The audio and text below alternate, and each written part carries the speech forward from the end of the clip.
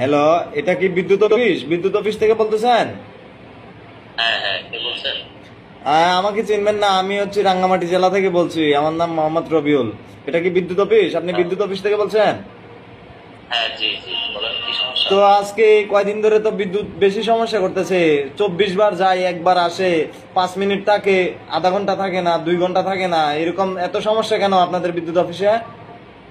আপনি কোন জায়গা থেকে বলছেন যেন? রাঙ্গামাটি? আমি রাঙ্গামাটি লংগদু থেকে বলছি। আচ্ছা আচ্ছা, আপনার কি জানেন না যে দেশের সবথেকে বড় যে বিদ্যুৎ কেন্দ্র আছে সেটা বন্ধ হয়ে গেছে? সবচেয়ে বড় বিদ্যুৎ কেন্দ্র কেন বন্ধ হয়ে গেছে কেন? এটা যেমন তো কয়লা আনতে পারতেছে না, অনেক টাকা ঋণ হয়ে গেছে, সেই জন্য আর কি। তো কয়লা আনতেছে না, কয়লা তো এদিকে তো আমাদের গ্রামে তো প্রচুর পরিমাণে কয়লা আছে। প্রত্যেকটা মহিলারা চুলার মধ্যে অনেক কয়লা থাকে, তো এদিকে অনেক কয়লা নষ্ট হচ্ছে। আপনারা এখান থেকে কয়লা নিয়ে নেন, ওই কয়লা নিয়ে ওখানে দেন।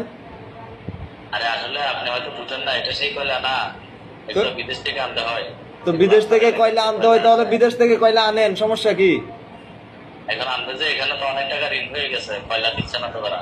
কত টাকা ঋণ হয়েছে? আর তাই এত টাকা ঋণ হয় কি করে? তাহলে আমরা যে মাসে মাসে বিদ্যুতের বিল দেই, সেই টাকা কোথায় যায়? সেই টাকা কি আপনারা খাইছেন নাকি? আসলে সেগুলো তো আমি আপনাকে বলতে পারবো না। কেন বলতে পারবেন না?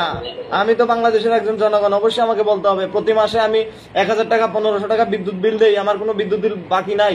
তাহলে আপনারা টাকা না দিয়ে ওদিকে টাকা ঋণ করে টাকা সব খেয়ে বসে আছেন, এখন বলতেছেন ও বিদেশে অনেক টাকা কয়লার বাকি। এগুলা কি ফাইজলামি করার জন্য আরে ওখানে বসছেন?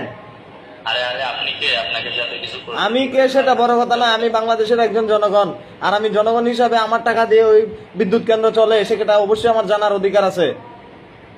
আরে ভাই, রাখেন তো, আপনার সাথে এত কথা বলার কেন সময় নেই। রাখেন? কেন এখন? কেন আপনি যদি বিদ্যুৎ যায় তাহলে দেখবেন আমি কি করি, আমাকে আপনি আপনি রাখেন চিনেন নাই। ভাই।